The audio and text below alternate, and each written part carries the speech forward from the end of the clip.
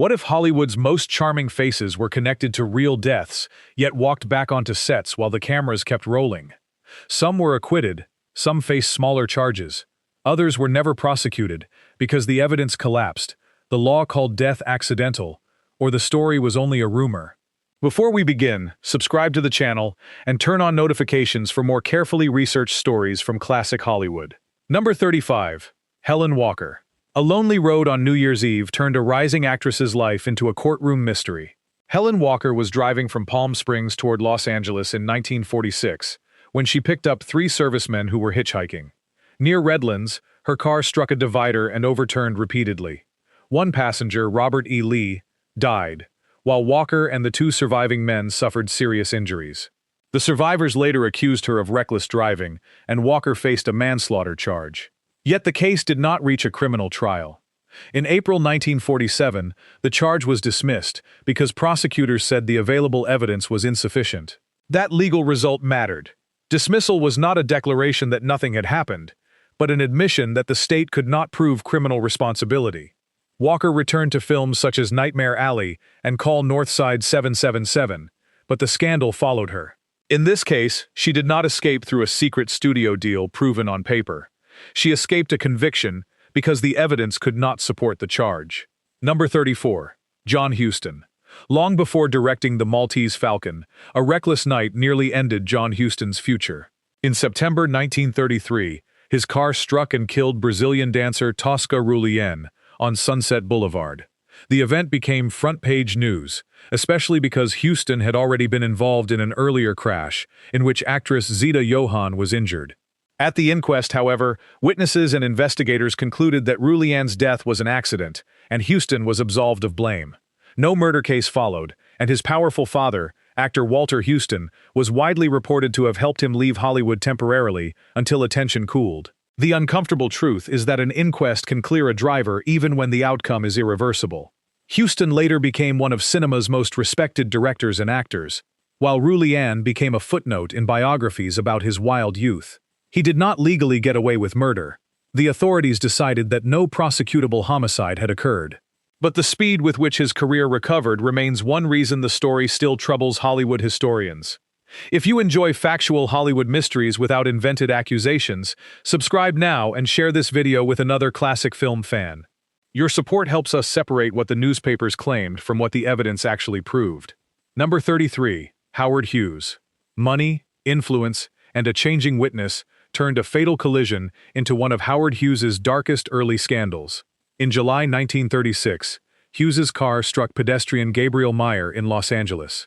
Police booked the producer and aviator on suspicion of negligent homicide, and an early witness reportedly described Hughes as driving too fast and erratically.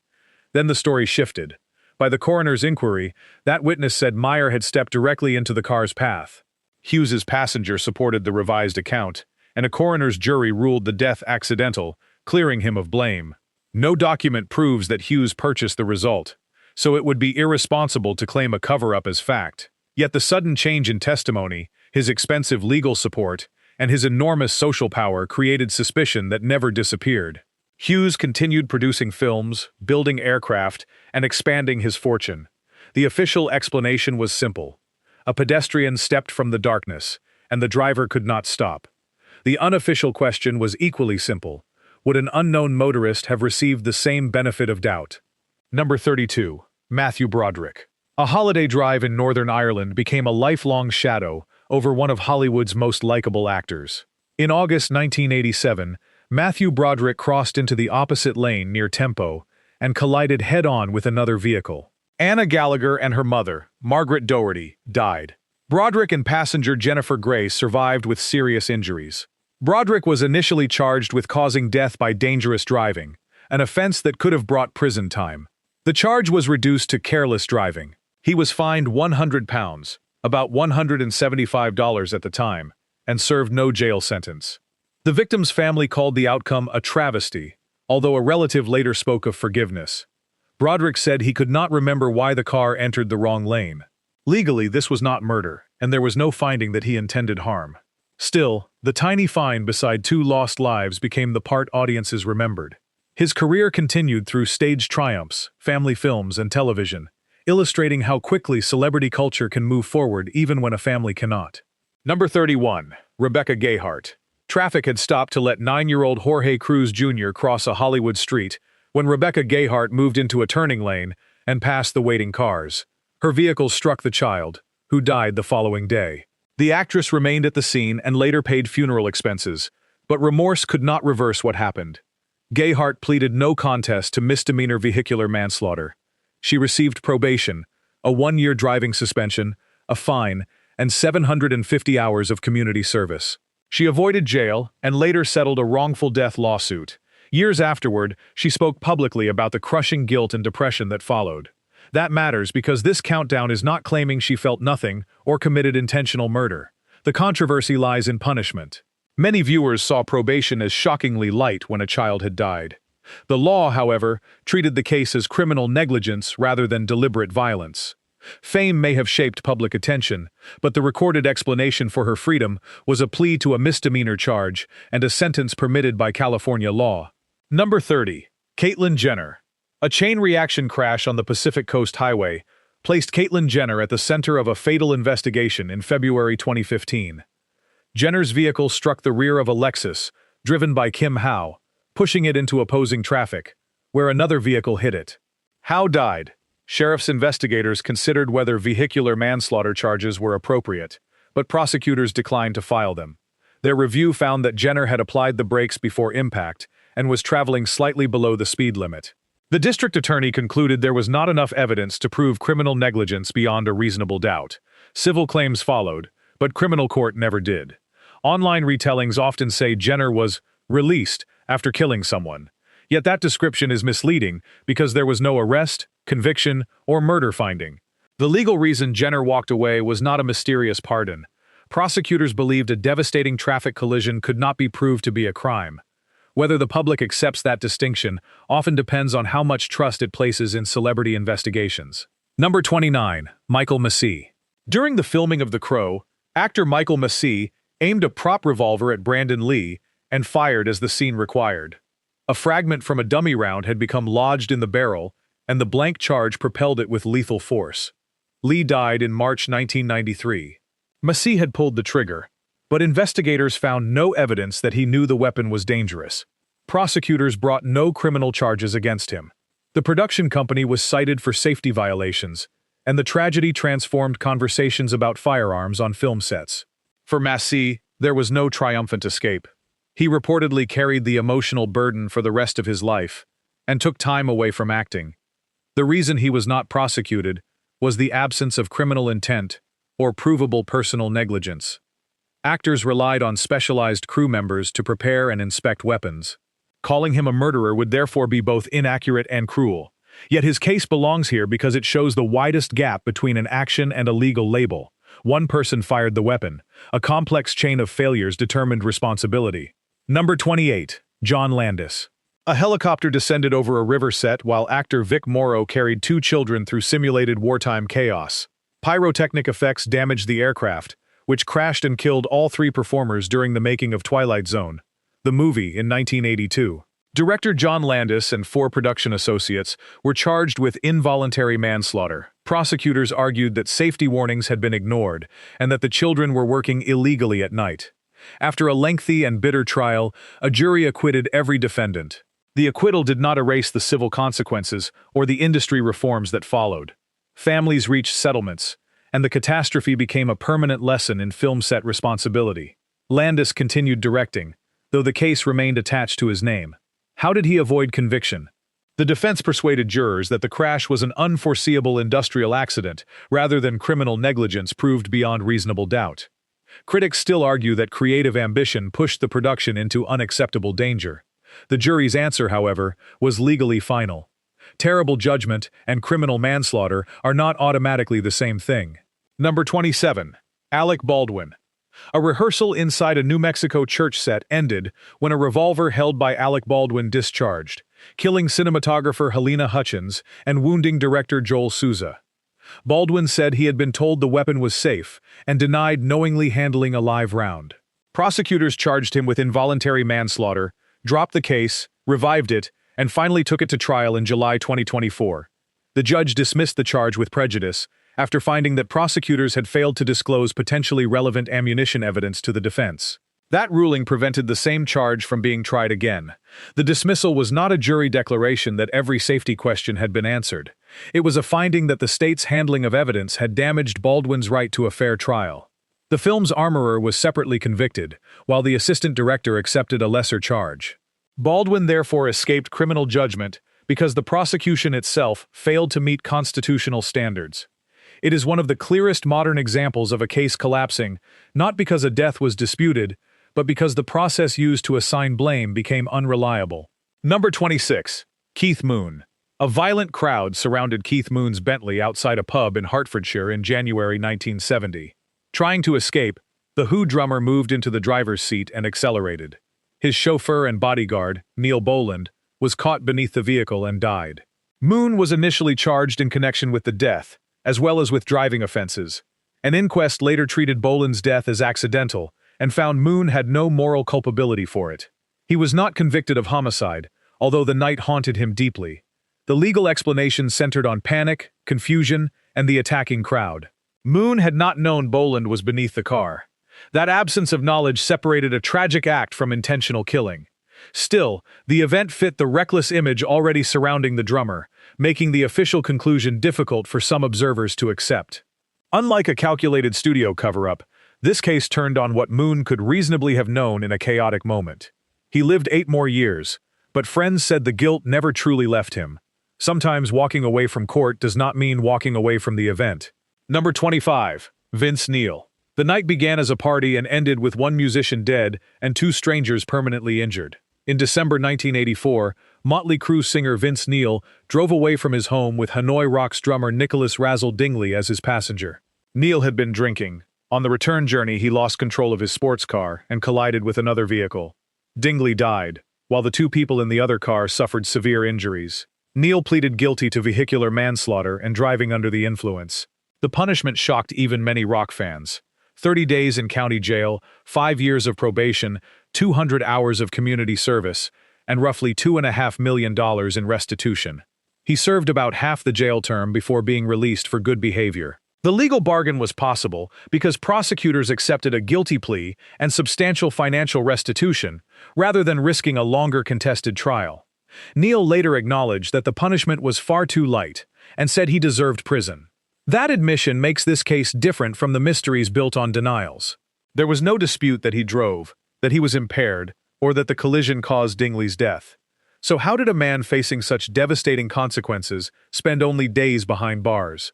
Plea bargaining, a sentence within the judge's discretion, his ability to pay enormous restitution, and the era's approach to impaired driving deaths all played roles. Money did not erase his conviction, but it helped create a legal outcome unavailable to most defendants. His band continued, the album sold, and the tragedy became one chapter in a profitable legend. For Dingley's family and the injured survivors, it was not a chapter, it was the rest of their lives. Number 24. Claudine Longuet. Behind the soft voice and elegant television image was a case that divided Aspen and fascinated the world.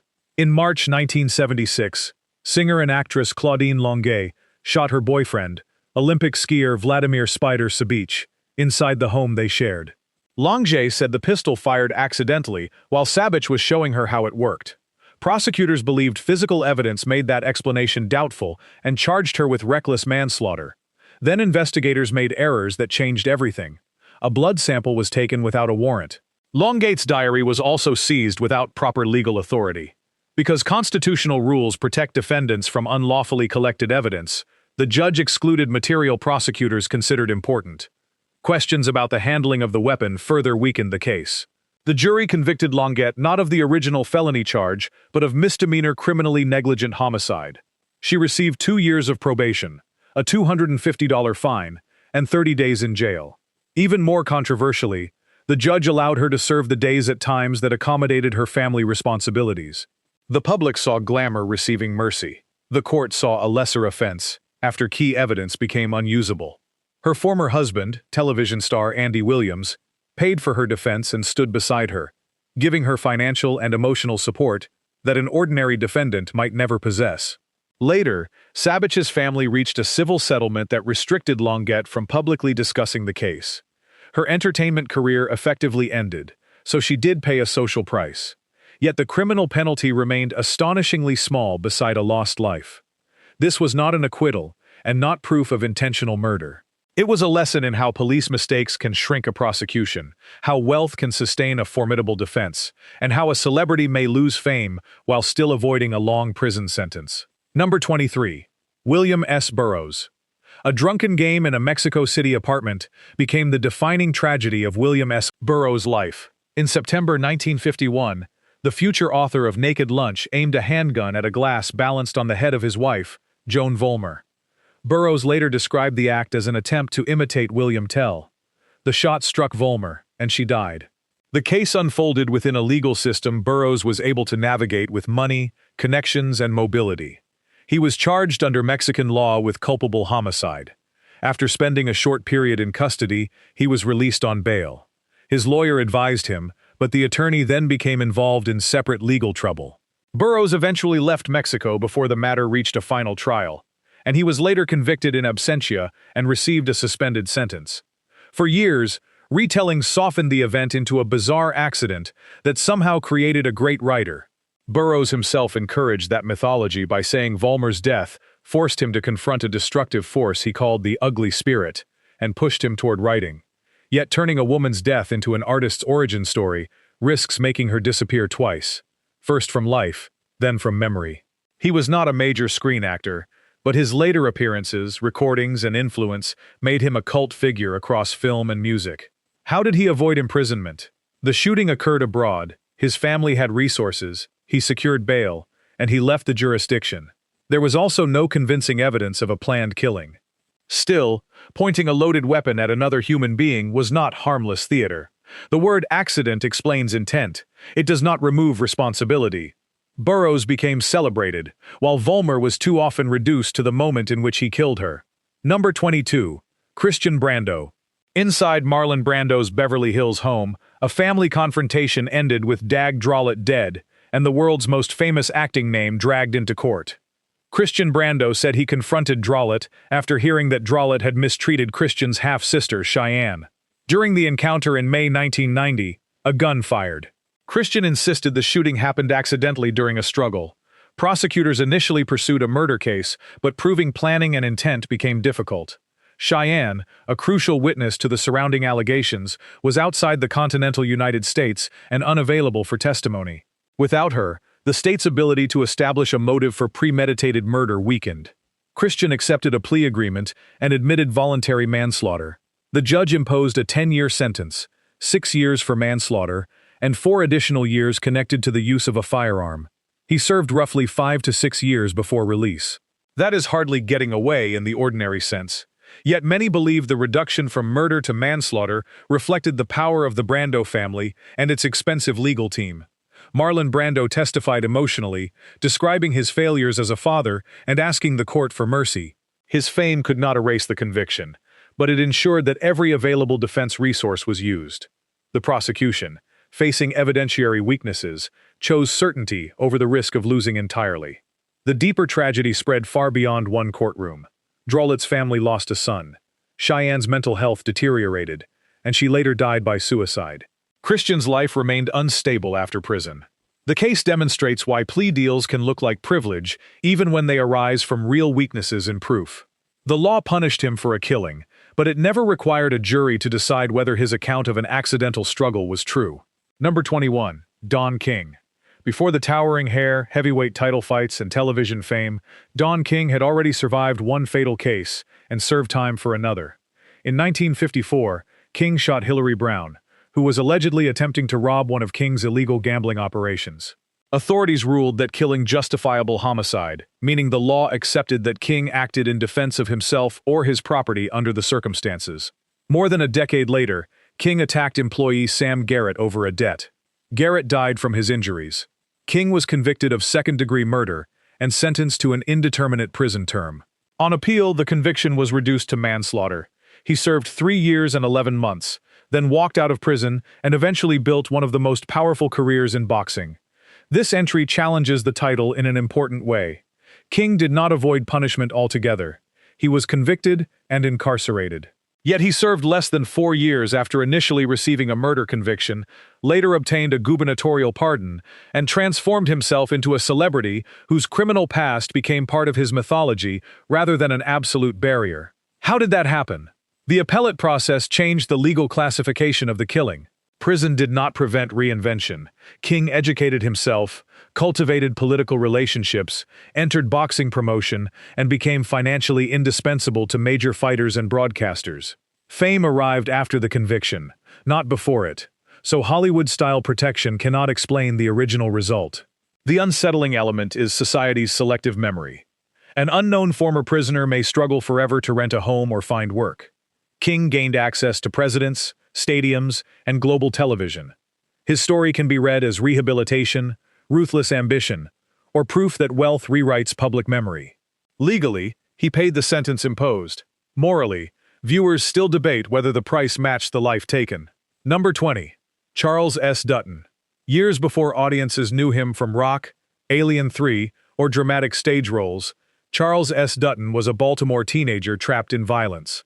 During a street confrontation in the 1960s, Dutton killed a man in what he described as a knife fight. He pleaded guilty to manslaughter and received a 5-year sentence. His path through prison became longer after release and rearrest. Additional weapons trouble and a confrontation with a guard added years to his confinement. Yet the very institution intended to contain him introduced him to theater. While serving time, he encountered an anthology of plays, organized a drama group, completed his education, and eventually earned a degree from Yale School of Drama. Dutton did not escape justice. He spent years behind bars. Including him under a sensational title only makes sense if got away means he escaped permanent social destruction. Unlike many defendants on this list, he openly acknowledged his past and built his later life around discipline, education, and transformation. Hollywood audiences often love redemption when it arrives in a polished film. Dutton lived a version without soft lighting. His success did not reverse the death, and it did not make his conviction false. It showed that punishment need not become a lifetime ban from human worth. The how, in his case, was not money, studio pressure, or missing evidence. It was survival, followed by work. He used education to become someone different from the young man who entered prison. That distinction matters, because a list about celebrity justice should not treat every person who served a sentence as though they simply cheated the system. Some walked free because the state failed. Dutton walked free because his sentence ended. And then he created a second life powerful enough to compete with his first. Number 19. Snoop Dogg. Just as Doggy Style was turning Snoop Dogg into a national star, a murder charge threatened to replace music with prison. In August 1993, Philip Walder Merriam was shot during a confrontation in Los Angeles. Prosecutors charged Snoop, whose legal name is Calvin Broadus, and his bodyguard McKinley Lee. Lee had fired the weapon. The state argued that Snoop's role as driver and participant made him criminally responsible. The defense presented the shooting as self-defense. Walder Merriam had a weapon, and the circumstances surrounding the confrontation were disputed. Celebrity lawyer Johnny Cochran attacked weaknesses in the prosecution's reconstruction and challenged whether the state could prove murder beyond reasonable doubt. In February 1996, a jury acquitted both defendants. The verdict arrived at the height of public arguments over rap lyrics, gang imagery, and whether performers were being tried for their art as much as for their actions. Snoop even released music and a short film built around the phrase, "Murder was the case," turning legal danger into cultural branding before the trial was finished. How did he walk? Not through a technical dismissal or a reduced plea. A jury heard the evidence and accepted that the prosecution had not carried its burden. An acquittal does not always mean jurors know exactly what occurred. It means the charged crime was not proved to the legal standard. Snoop's transformation afterward was extraordinary. He became a mainstream entertainer, entrepreneur, football mentor, and family media personality. Yet the case remains a warning against easy certainty. Some people hear acquitted and imagine influence purchased freedom. Others hear charged and assume guilt. The law requires a harder position. When reasonable doubt remains, even a famous defendant must be found not guilty. Number 18. Lilo Brancato Jr. A broken window in a Bronx neighborhood led to an exchange of gunfire and the death of off-duty police officer Daniel Enchautegui. Actor Lilo Brancato Jr., known for A Bronx Tale and The Sopranos, had gone with Stephen Armento to a vacant house in December 2005. Prosecutors said the men were attempting a burglary when Nshategi confronted them. Armento fired the shot that killed the officer. New York's felony murder rule allowed prosecutors to charge Brancato with murder because a death occurred during the alleged commission of another felony, even if he did not fire the fatal shot. The case therefore asked whether Brancato knowingly participated in a burglary that foreseeably led to violence. A jury acquitted him of second-degree murder, but convicted him of attempted burglary. He received a 10-year prison sentence and served several years before parole. Public anger was intense. To many officers and residents, the distinction between the shooter and the companion felt morally hollow. To jurors, however, the prosecution had not proved the precise mental state required for murder. This was not a celebrity walking out of court untouched. Brancato went to prison, his career collapsed, and addiction continued to damage his life. Still, he avoided a potential life sentence because criminal law assigns responsibility through defined elements, not through the understandable fury surrounding a death. The how was the separation of acts. Armento possessed and fired the weapon. Brancato participated in the break-in, but maintained he did not know Armento was armed. Jurors punished the crime they believed was proved and rejected the one they did not. That verdict remains controversial, yet controversy cannot substitute for evidence. He did not beat every charge. He beat the charge that would have labeled him a murderer. Number 17. Sid Vicious. The bathroom of New York's Chelsea Hotel held a body, a knife, and a young musician so impaired that his own memories shifted. Nancy Spungen was found dead in October 1978, in the room she shared with Sex Pistols bassist Sid Vicious. The weapon belonged to Vicious, and police charged him with second-degree murder. He gave conflicting accounts. At moments he appeared to confess. At others he said he remembered nothing, or suggested Spungen had fallen onto the knife. Friends and later writers proposed alternate theories involving visitors, drugs, robbery, or a failed pact. None was tested fully in court. Vicious was released on bail, returned to custody after a separate assault, and was released again in February 1979. Hours later, he died from a heroin overdose. Because a dead defendant cannot be tried, the murder case closed without a verdict. That is the darkest possible meaning of got away. Vicious did not resume a glamorous career or enjoy wealth. He died at 21, leaving Spungen's family without a trial and leaving popular culture free to transform the pair into doomed romantic icons. Films, photographs, and punk mythology often made their destruction look stylish. The unresolved evidence became part of the brand. Legally, Vicious remained accused, not convicted. It is therefore wrong to state as fact that he murdered Spungen. It is equally wrong to pretend the charge disappeared because investigators proved his innocence. Death stopped the process before guilt or innocence could be determined. How did he avoid judgment? Bail placed him outside custody. Addiction remained uncontrolled, and an overdose made the courtroom impossible. The justice system lost its defendant, while history lost the chance to examine witnesses under oath. What remained was not exoneration. It was permanent uncertainty. Number 16. Gig Young. Only 3 weeks after marrying magazine editor Kim Schmidt, Oscar-winning actor Gig Young was found dead beside her in their Manhattan apartment.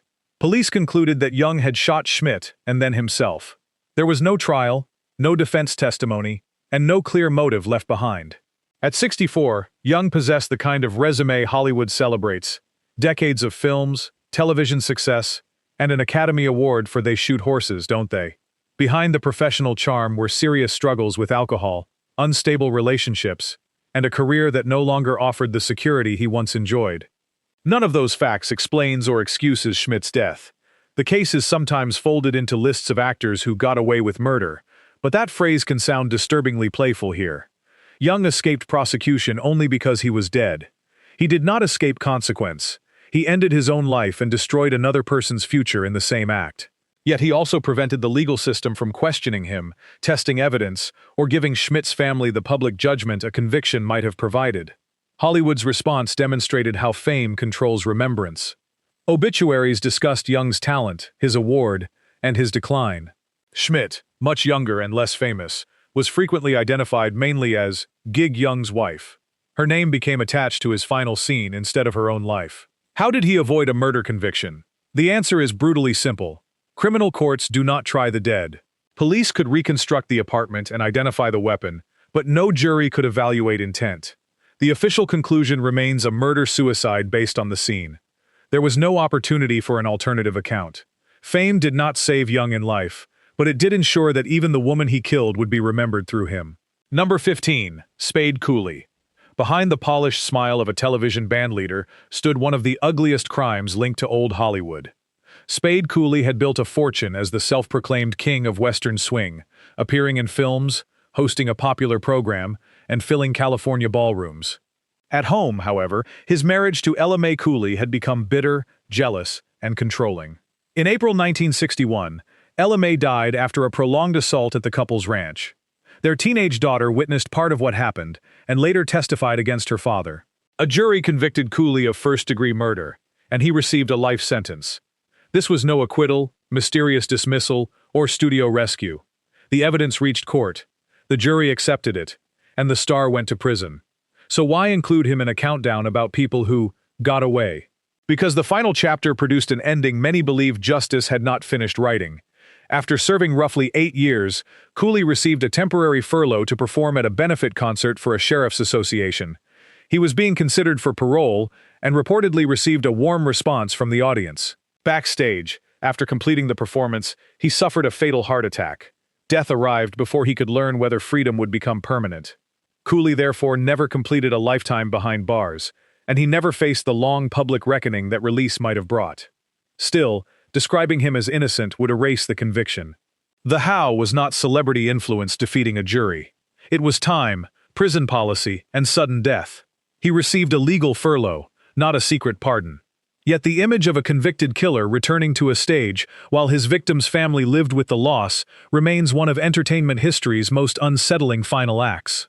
Number 14. Paul Kelly. A love triangle moved from Hollywood gossip to a fatal confrontation when actor Paul Kelly became involved with actress Dorothy Mackay, who was married to vaudeville performer Ray Raymond. In April 1927, Kelly went to Raymond's home, and the two men fought. Raymond died 2 days later from injuries linked to the beating. Prosecutors charged Kelly with murder, but the jury convicted him of manslaughter. Testimony showed that jealousy and the affair surrounded the confrontation, while the defense argued against the state's most severe interpretation of intent. Kelly was sent to San Quentin and ultimately served about 25 months. Mackay was separately convicted for attempting to conceal facts about the affair and the events around Raymond's death. The remarkable part came afterward. In an era when studios could permanently discard performers for lesser scandals, Kelly returned to acting. He rebuilt his career on stage and screen, later winning a Tony Award and appearing in respected films. The prison sentence became a dark biography paragraph, rather than the end of his public life. Did he get away with murder? Legally, no. A jury found manslaughter, and he served time. Yet many observers believed the punishment was small beside the death, especially because his professional rehabilitation was so complete. The law distinguished a fatal assault from premeditated murder. Hollywood distinguished a usable actor from an unusable scandal. The how rested on the charge the jury believed could be proved, followed by a culture willing to accept a comeback. Kelly did not possess an acquittal to wave before critics. He possessed a completed sentence and the industry's short memory. His story is less about escaping a courtroom than escaping the permanent identity of convicted killer. Number 13. Tom Neal. Film noir seemed to follow Tom Neal away from the screen. Best remembered for Detour, a story about a man trapped by bad choices and suspicious death, Neal lived through a real case that carried the same atmosphere. In April 1965, his wife, Gail Bennett, was found dead in their Palm Springs home from a gunshot. Neal told investigators that the weapon discharged accidentally during a struggle. Prosecutors rejected that account and pursued a murder case, arguing that the couple's troubled relationship and the physical evidence pointed toward intentional violence. The state sought the harshest possible judgment. The jury, however, declined to convict him of murder and instead found him guilty of involuntary manslaughter. He received a sentence of up to 10 years and served approximately 6 before being released on parole. Neal died only months after leaving prison. Like Paul Kelly, he did not walk directly from the courtroom into freedom. He was convicted, incarcerated, and publicly marked by the case. But the difference between murder and involuntary manslaughter spared him a far longer sentence and possibly a more severe penalty. The how came from reasonable doubt about intent. Criminal trials do not ask only whether a defendant caused a death. They ask what the defendant meant to do, what risks he consciously took, and whether the evidence supports each element of the charge. Jurors apparently believed the state proved unlawful responsibility, but not deliberate murder. Neil's fame had already faded, so there was no grand studio machine waiting to restore him. Audiences saw a fictional man insist that fate had framed him. Years later, the actor offered an accident explanation in a real death. The court accepted neither complete innocence nor the prosecution's darkest version. He escaped a murder conviction, but he did not escape prison, disgrace, or an ending that made Detour look almost prophetic. Number 12. Roscoe "Fatty" Arbuckle. At the height of silent comedy, Roscoe Arbuckle earned enormous sums and possessed the cheerful screen image of a harmless giant. Then a Labor Day party at San Francisco's St. Francis Hotel in 1921 turned him into the most hated man in America. Actress Virginia Rappi became seriously ill after the gathering and died several days later. A guest, Maud Delmont, accused Arbuckle of attacking her. The newspapers treated accusation as verdict. Sensational stories multiplied, many containing details that were never supported in court. Prosecutors tried Arbuckle for manslaughter 3 times. The first 2 juries could not agree. At the third trial, the defense presented medical and witness evidence that undermined the prosecution's account, and the jury acquitted him after brief deliberation. The jurors went further, issuing a written statement declaring that a grave injustice had been done, and that acquittal was not enough to repair it. Legally, Arbuckle had not gotten away with anything. He had survived a prosecution that failed to prove he caused Rapp's death. Yet public punishment continued. His films were withdrawn, his contract was canceled, and his name became a warning used by moral campaigners. The how was evidence finally receiving more weight than headlines. Delmont did not testify at the trials. Conflicting accounts weakened the accusation, and experts disputed the claimed cause of death. That does not make Rappe's death unimportant. It means grief cannot justify inventing certainty. Arbuckle later directed under another name and slowly returned to acting, but the old popularity never fully recovered. He died just as a comeback appeared possible. His case remains essential because it reverses the title's assumption. Here was a star widely remembered as someone who escaped murder, even though a jury formally cleared him and apologized. Hollywood did not protect Arbuckle. Publicity convicted him long after the court refused to do so. Number 11. Robert Blake. A late dinner at Vitello's restaurant ended with Robert Blake's wife, Bonnie Lee Bakley, waiting in a parked car while the actor returned inside. Blake said he had forgotten his licensed handgun. When he came back, Bakley had been shot. The strange sequence immediately made the former child star and Beretta actor the center of suspicion. Prosecutors charged Blake with murder and argued that he wanted freedom from a marriage filled with mistrust. 2 stuntmen testified that Blake had previously approached them about killing Bakley. The defense attacked their credibility, emphasizing drug histories and inconsistent statements. Investigators could not connect the weapon Blake retrieved from the restaurant to the killing, and the murder weapon found nearby was not tied to him through conclusive forensic evidence. In March 2005, a jury acquitted Blake of murder and rejected 1 solicitation count. Another solicitation charge was dismissed after jurors deadlocked. Months later, a civil jury reached a different conclusion and found Blake liable for Bakley's wrongful death, initially awarding her children $30 million, later reduced on appeal. How could 2 verdicts conflict? Criminal guilt must be proved beyond a reasonable doubt.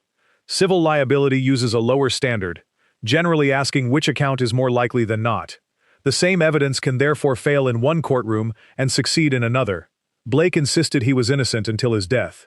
The criminal acquittal means he cannot accurately be called a convicted murderer. The civil verdict means it is equally incomplete to say every legal body cleared him. He avoided prison because prosecutors could not bridge the gaps in motive, witnesses, weapon evidence, and direct proof to the criminal standard. His celebrity may have purchased a formidable defense, but money alone does not explain the result. The jury heard a circumstantial case whose central witnesses carried major credibility problems. Blake walked out of criminal court, yet bankruptcy, public suspicion, and the civil judgment consumed what remained of his career. Freedom was real. Restoration was not. Number 10. O.J. Simpson.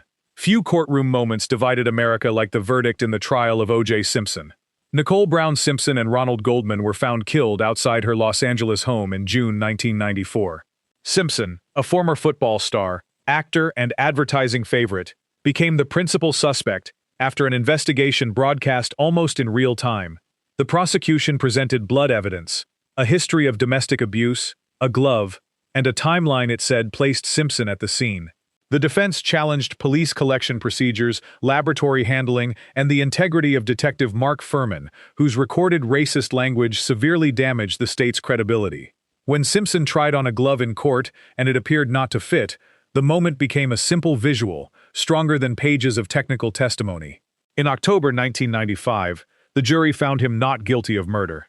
2 years later, a civil jury held him liable for the wrongful deaths and ordered him to pay $33.5 million in compensatory and punitive damages. The how was not one magic trick. It was a combination of aggressive defense lawyering, prosecution mistakes, contested forensic practices, distrust of the Los Angeles police, and the criminal burden of proof. Jurors did not have to decide that every defense theory was true. They only had to retain reasonable doubt.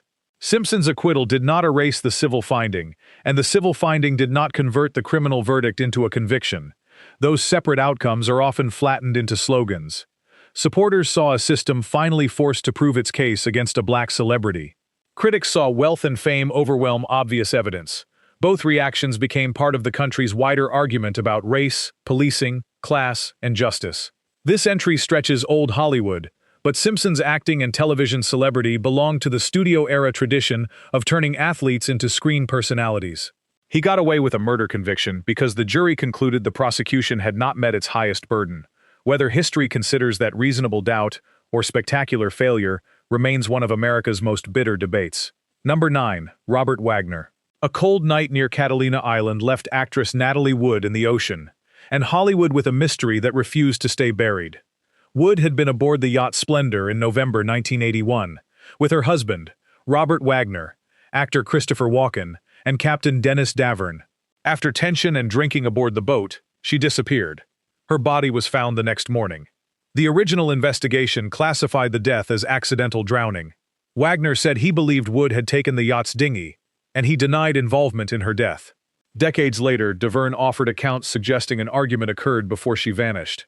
Investigators reopened the case in 2011, and the death certificate was amended to drowning and other undetermined factors.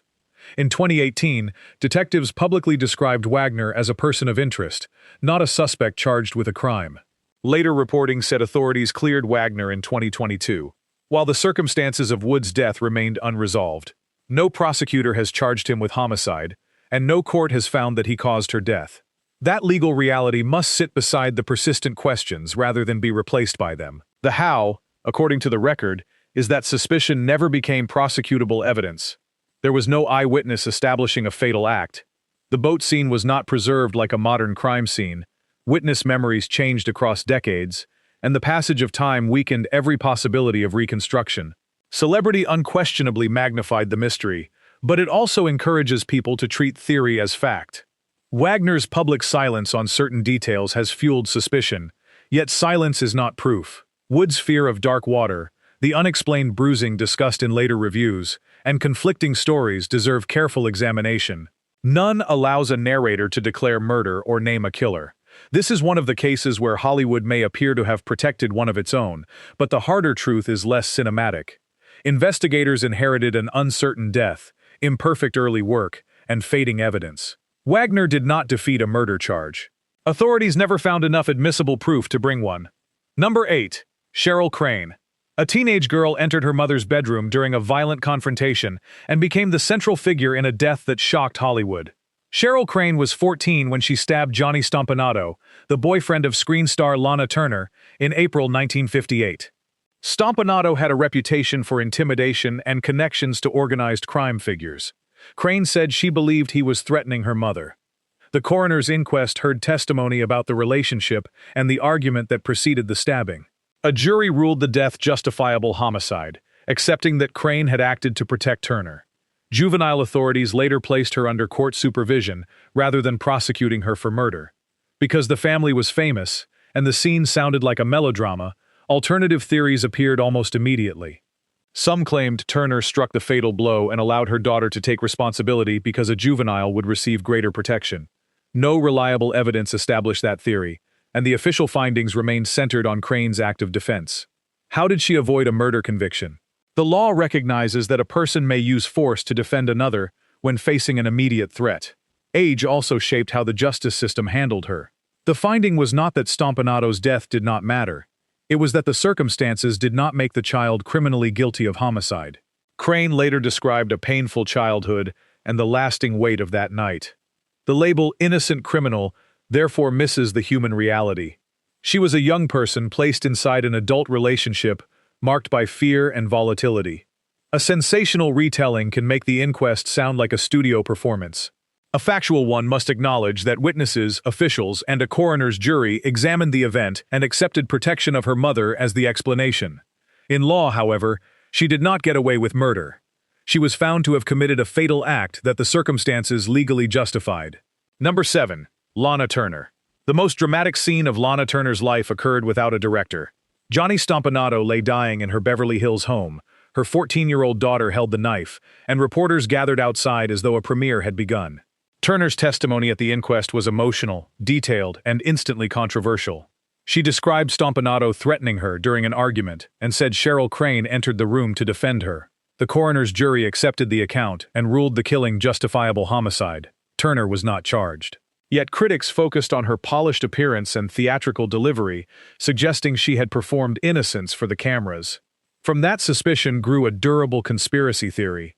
Turner herself killed Stompanato, then arranged for Cheryl to confess because juvenile law would shield the girl. The theory has been repeated in books, documentaries, and gossip columns, but repetition is not evidence. Investigators found no proof sufficient to contradict the daughter's admission and the official finding. The how, in Turner's case, was not that a jury acquitted her of murder. She was never established as the person who used the weapon. Authorities treated her as the threatened party and principal witness. Her fame gave her access to lawyers and public relations guidance, but it also ensured that every gesture was interpreted as manipulation. Stompanato's own conduct was part of the record. Accounts describe jealousy, threats, and violence in the relationship. Recognizing that history does not mean celebrating his death, it explains why officials believed a frightened child might perceive immediate danger. Turner's career survived. Only weeks later, public interest helped make Another Time, Another Place a success, and Imitation of Life soon restored her as a major star. That rapid recovery made the conspiracy feel plausible to people who already distrusted Hollywood. But career resilience cannot prove homicide. The factual conclusion is narrower. Her daughter accepted responsibility, a coroner found the act justified, and no reliable evidence has shown that Turner secretly committed the killing. Number 6. Mabel Normand. The last cheerful visitor to see director William Desmond Taylor alive became a suspect in the public imagination after he was found shot in his Los Angeles bungalow in February 1922. Mabel Normand, one of silent cinema's brightest comedians, had stopped by the night before to collect books. Taylor walked her to her car. Hours later, he was dead. Police questioned Normand because of that timing and because Taylor had reportedly tried to help her with drug problems. Newspapers transformed those facts into insinuation. Was she protecting a supplier? Had Taylor angered someone in the criminal world around narcotics? Did she know more than she admitted? Investigators found no evidence that she killed him, and she was not charged. The case became more confusing as witnesses changed details, papers disappeared, and studio employees moved through the bungalow before police secured it. Taylor's valet was missing. Former employees, romantic partners, relatives, and underworld figures all generated theories. In that fog, Normand's celebrity made her an irresistible headline even when proof pointed nowhere. The how was straightforward. Proximity is not guilt. She had a documented visit, but no weapon connection, confession, reliable eyewitness, or persuasive motive established murder. Prosecutors cannot convict someone because she was the last famous person known to speak with the victim. Normand paid heavily anyway. Her career had already been damaged by the Arbuckle scandal because she attended the party where Virginia Rapp became ill. The Taylor investigation added another association with death. A later incident involving her chauffeur and a shooting deepened the public impression that danger followed her, although she was again not the shooter. By the time illness ended her career, headlines had converted a pioneering comic performer into a symbol of decadent Hollywood. She did not use stardom to escape a proven murder. Stardom made an unproved theory impossible to escape.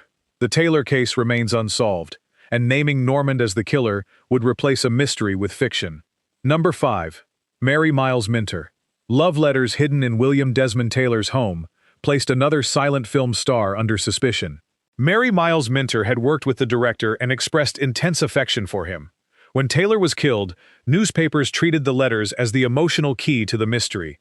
A beautiful young actress, an older director, and a secret attachment formed the kind of story the public already understood from melodramas. Minter denied killing Taylor. Attention also fell on her controlling mother, Charlotte Shelby, who allegedly opposed the relationship and owned a weapon similar to the type involved. Over the years, witnesses and writers offered conflicting claims about Shelby's movements, clothing, and possible motive. None produced a prosecution, and neither mother nor daughter was convicted. The how was the collapse of certainty. The crime scene had been contaminated before investigators gained control. Important testimony was inconsistent. The murder weapon was never conclusively tied to Minter or Shelby. Romantic letters showed feeling, not a fatal act. Even a strong possible motive could not replace physical evidence. Studio power may have discouraged aggressive scrutiny. Historians have long debated whether executives feared another scandal after the Arbuckle case. Yet no surviving document proves that a specific payment or order stopped a charge. Saying Hollywood covered it up feels satisfying, because it closes the story, but satisfaction is not verification. Minter's career nevertheless ended. Paramount allowed her contract to expire, and she withdrew from films while still in her 20s. She lived for decades with the murder attached to her name, sometimes making statements that revived public fascination. In practical terms, she escaped prison but not judgment. Her entry demonstrates how gender and image shaped suspicion. A young woman's private emotion was presented as evidence of dangerous obsession. The actual killer could have been a household figure, a former employee, a robber, or someone never publicly identified. Until proof selects one theory, Minter remains what the law treated her as, a questioned witness and possible suspect, never a murderer. Number 4. Bette Davis. A sudden death in the Hollywood Hills created a rumor that later storytellers attached to one of cinema's fiercest personalities. In August 1943, Bette Davis's husband, Arthur Farnsworth, collapsed on a street and died days later. Doctors discovered a skull fracture, and an inquest examined whether the injury came from violence or an accidental fall. The official account concluded that Farnsworth had suffered the injury in a fall, reportedly after becoming ill while walking. Davis testified about his health and the events surrounding his collapse. No murder charge was filed against her, and contemporary proceedings did not establish that she attacked him. Decades afterward, the mystery attracted darker speculation. Davis's commanding screen image, difficult marriage, and famously sharp public persona made her an easy character for a secret killing story. Some modern retellings imply she caused the injury during a domestic dispute. Reliable evidence supporting that claim has not emerged. The how, therefore, is not a tale of a star defeating prosecutors. Medical and legal authorities accepted an accidental explanation, and the available record did not justify homicide proceedings. To say she got away with murder would turn later gossip into a verdict that no court reached. The case also reveals a common trap in celebrity history. Viewers begin with the personality they know from films, cold, forceful, intimidating, and use it to fill missing facts in private life. Davis could portray ruthless women with frightening conviction, but acting ability is not character evidence. A screen performance cannot prove what happened on a pavement. Farnsworth deserves more than becoming a prop in a legend about his famous wife. His death was real, the fracture was investigated, and uncertainty naturally invites questions. Yet responsible storytelling stops where proof stops. Davis continued an extraordinary career not because a studio was shown to have erased a murder, but because authorities did not find a prosecutable crime. The scandal survives mainly because the rumor is more dramatic than the documented conclusion. Number 3. Marion Davies. A weekend aboard William Randolph Hearst's yacht became the setting for Hollywood's most durable shipboard murder legend. In November 1924, producer Thomas Ince joined Hearst, Marion Davies, Charlie Chaplin, and other guests for a coastal trip connected to Ince's birthday. Ince became seriously ill, left the vessel, and died soon afterward. The official cause was heart failure, linked to chronic health problems. Witness accounts described Ince becoming sick during the journey, receiving medical attention, and being taken ashore. Nevertheless, a sensational alternative story spread. Hearst supposedly found Chaplin with Davies, fired a weapon in jealous rage, and accidentally hit Ince. Hearst's newspapers then allegedly suppressed the truth. Davies became essential to the rumor because she supplied the imagined motive. Her long relationship with the married newspaper magnate and her friendship with Chaplin made the triangle believable to gossip readers. But no credible physical evidence, contemporary police finding, or verified eyewitness account has proved that a shooting occurred. The how cannot honestly be described as Davies escaping murder. No reliable record identifies her as the shooter, an accomplice, or a participant in a cover-up. At most, the story claims powerful people around her controlled publicity. Hearst certainly possessed extraordinary media influence, but the ability to shape newspapers does not establish that the underlying murder happened. Davies suffered a subtler injustice. A talented comic actress and successful producer, she became remembered as Hearst's dependent mistress, and as the woman at the center of an imaginary killing. Citizen Kane later influenced how the public viewed her, despite differences between Davies and the film's fictional singer. Why does the yacht tale survive? It provides everything old Hollywood mythology promises: wealth, jealousy, a private vessel, a dead producer, and a press empire capable of silence. The official explanation, an ill man suffered a fatal heart condition, is less exciting. Yet until evidence overturns it, excitement must not be mistaken for fact. Davies got away only from a fictional prosecution created by decades of repetition. Number 2. Charlie Chaplin. The world's most famous silent comedian was cast as the romantic rival in the Thomas Ince mystery, even though the alleged crime was never proved. According to the popular legend, Charlie Chaplin joined William Randolph Hearst's yacht party and became too friendly with Marion Davies.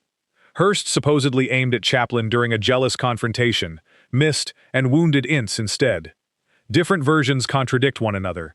Some place the supposed shooting in a dining area, others move it to a cabin. Some say Ince was mistaken for Chaplin, others say he entered at the wrong moment. The changing details are a warning sign.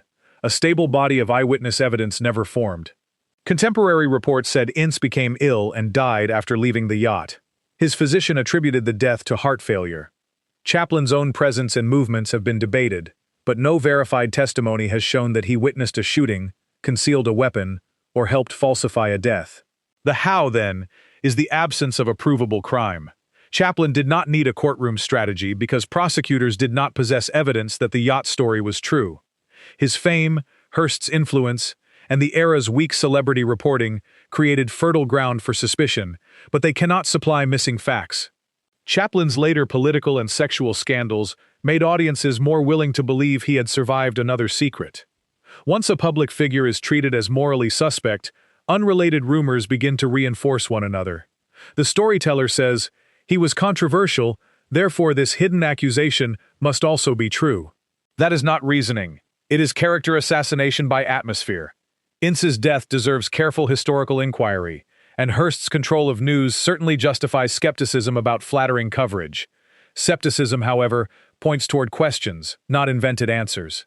Chaplin may have been a guest, a friend of Davies, and a source of Hearst's jealousy. None proves homicide. He ranks near the top because the rumor has outlived many genuine cases. Millions know the whispered version, while few know the official cause.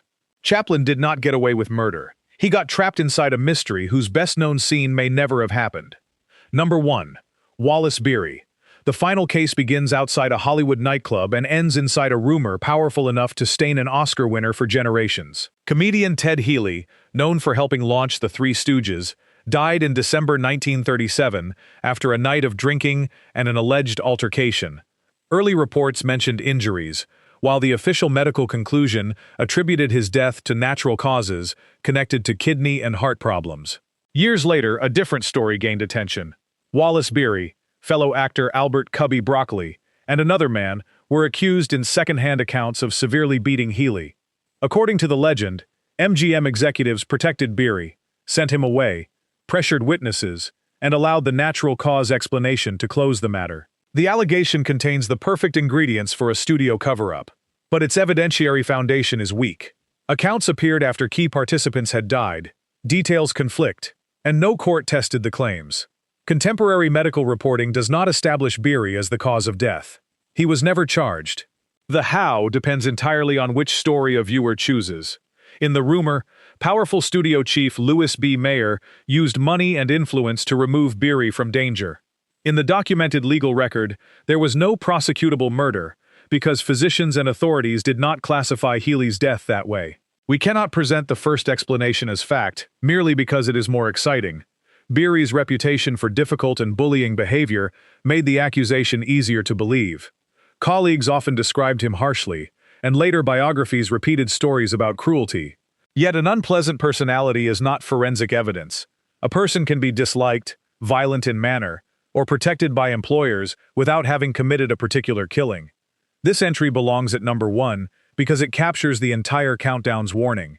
Old Hollywood did possess influence, corrupt relationships, secret contracts, and obedient publicity departments. Those realities make cover-ups possible. They do not prove every cover-up story true. Ted Healy died, questions remained, and Wallace Beery continued as a major star. That contrast looks suspicious. Still, the honest verdict is uncertainty. Beery may have benefited from silence, or later storytellers may have built a murder from an altercation and an untimely natural death. Without stronger evidence, certainty would be performance, not history.